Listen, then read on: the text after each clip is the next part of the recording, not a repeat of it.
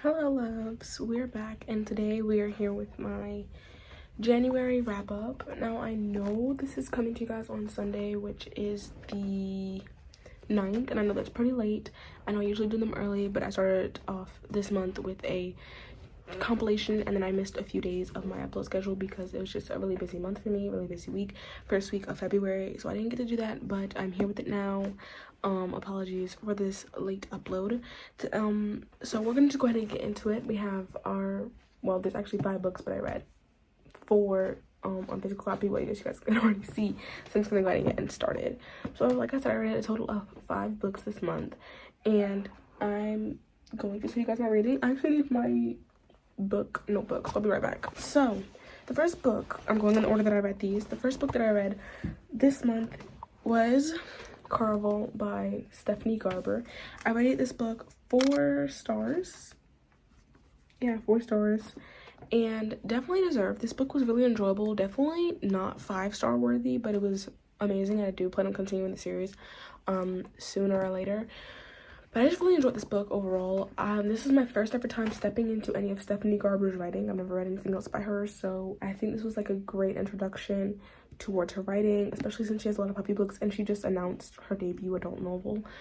So I feel like once I finish Caraval, I want to step into her adult novel, and then I'm going to do the spin-off series. I heard about this one, which was like Once Upon a Broken Heart or something. Well, like, depending on how fast I can finish the series, I might do Once Upon a Broken Heart first before that debut novel comes out. Just depends on how fast I read and how fast I can get my hands on copies of books and what TBRs these end up on. But I definitely really enjoyed this one.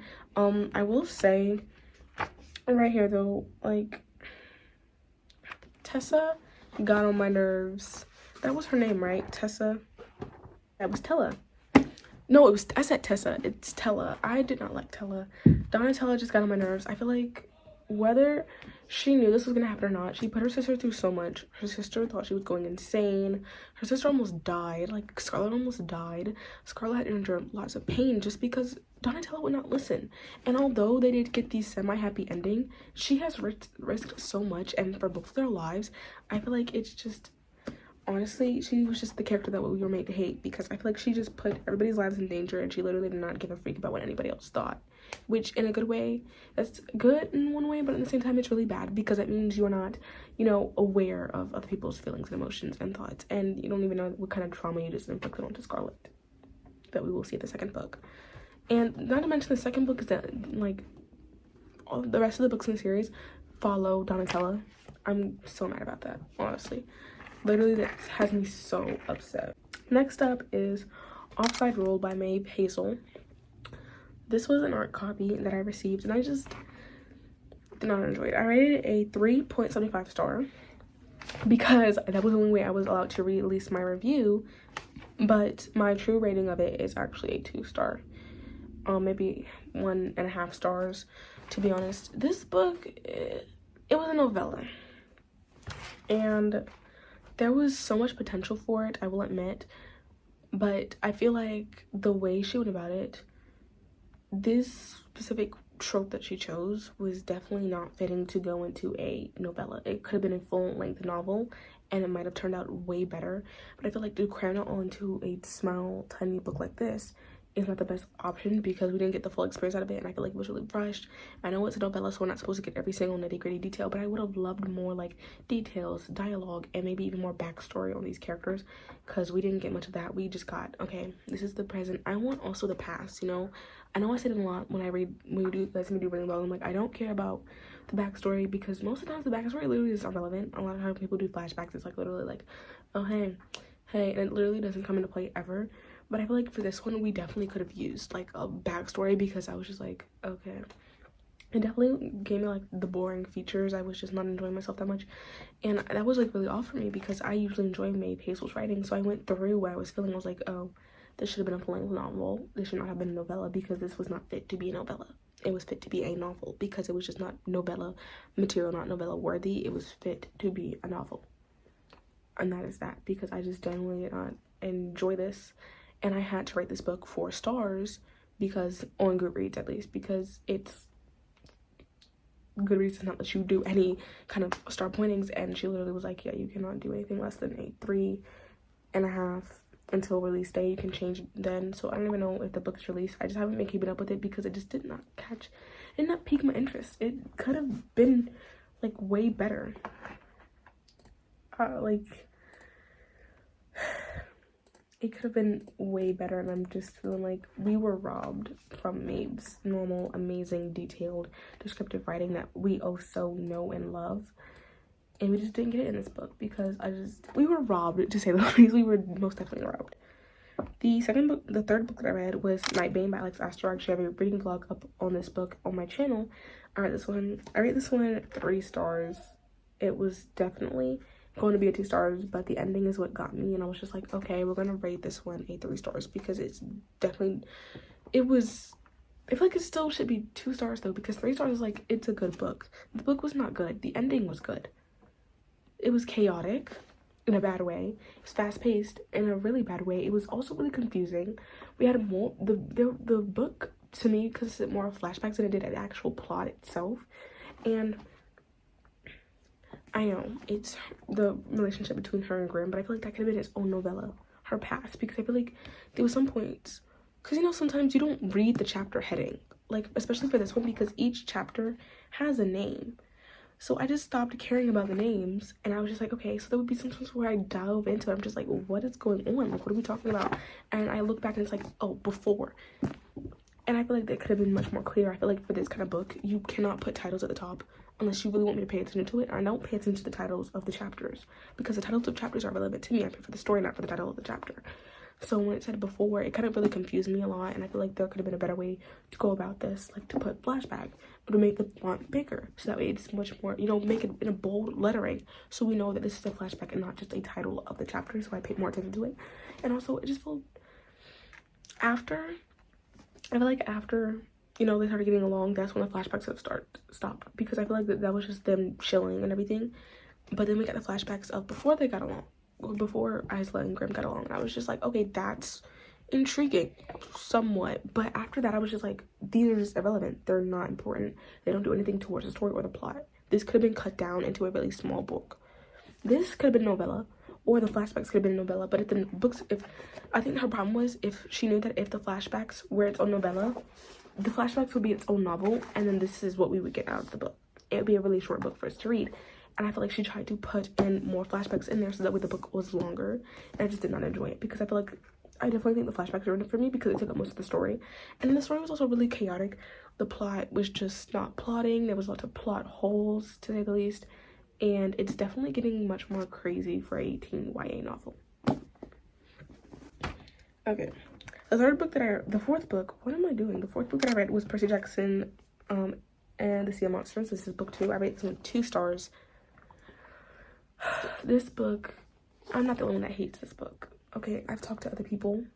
They hate this book as well. This book was too fast-paced in a really bad way. It needed to slow down. It needed to hit breaks. There were 3 different conflicts that we need to solve in this book. 3 different conflicts that could have been in 3 different books. That we could have focused on each main conflict more, but instead it was, we finished this conflict, gotta go to the next one, because we were literally rushing through the book. This book felt rushed. It felt like there was too much going on. I just didn't enjoy it overall. This one has second book syndrome, and I just hope that the third book and the rest in the series are better than this, because I did like the first book. I already bought the third book, so I need to read that for you guys, but on the reading blog I clearly expressed how I felt about this one. I just didn't enjoy it. It dragged on, but it was also didn't drag on. It was like fast-paced, but there was a lot going on. We were defeating too many enemies at once. Like, for example, in The Lightning Thief, we had multiple villains. We had multiple, like, side quests. But those were not main side quests. Like, we didn't know from the beginning. We didn't know from the jump that we'd be seeing these people and these people. But in this one, we knew from the very jump we'd be seeing these people, these people, these people. And these were main conflicts, while those were just side plots that we saw. Like, most fantasy books have side plots. They have side quests. That's what makes them more interesting. This one had 3 plots. They were not side plots. These were main plots. And I feel like that really ruined the book. Side plots. If maybe one of these were moved to the side and they were side plots, maybe. But when you start the book, it gives you an impression that we are trying to do something with the camp. I'm not going to say exactly what with the camp, because even though, if you haven't even read the second book, if I say what happens, it's going to spoil, even though it's the beginning of the second book. We're doing something with the camp, but The second that we go on our quest, our main focus is not the camp anymore. It's literally so confusing because you don't know what you're supposed to be focusing on and when you're supposed to be focusing on it. It's not well paced, it wasn't well planned out, and it wasn't well, you know, executed. And the last book, which was book 5 that I read in the month of January, was #murder-funding. Now, I have a new tradition. Well, I guess it won't be so new after I read the last book, but whenever I go on vacation, I read one of Gretchen McNeil's books. And because it started when I went to Texas, in a Texas vlog, I read #murder-funding, and I loved it because I was on vacation. It was just like a nice getaway read for me. But this one, it was the same case. I liked it. This one I rated 3 stars. Second book syndrome, sure. There were some points of the book where I was like, we've lost the plot.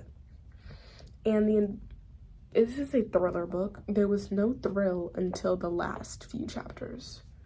That's when everything started. And like, why is my bookmark still in here? Well, in my defense, I did finish this book when I was on vacation, and I couldn't put my bookmark anywhere. But this one, about, I want to say this much is nothing. It's page fillers, and this is where all the action actually happens. Of course, I read it all because I did kind of enjoy the page fillers. I read everything. I read all the page fillers, but I feel like if we're gonna do a thriller book, please at least add it. Okay, I'll give her the credit. At the beginning of the book, there was like one thrilling moment, but we forgot about that like almost immediately after that happened. And then the rest of this was just like page fillers, school, page fillers, social media, page fillers, news outbreaks, news channels, discussion groups. And then we get here, and this is where the action happens. This is where all the action happens. This versus this. It could have, once again, been planned out better. I feel like I would have liked it better if there was more action induced into it, or like even like the, oh, I feel like somebody's watching me type thing, like that kind of stuff where it's like there's nothing actually happening, but just the character feeling eerie or uneasy would have definitely made me like, oh my goodness, something's happening. But instead, when stuff actually started happening, I was like, oh wait, stuff's actually happening on the last few pages. And then it all ended so quickly. In like 3 chapters, they wrapped it up, and I was like, oh, so where was the thrill?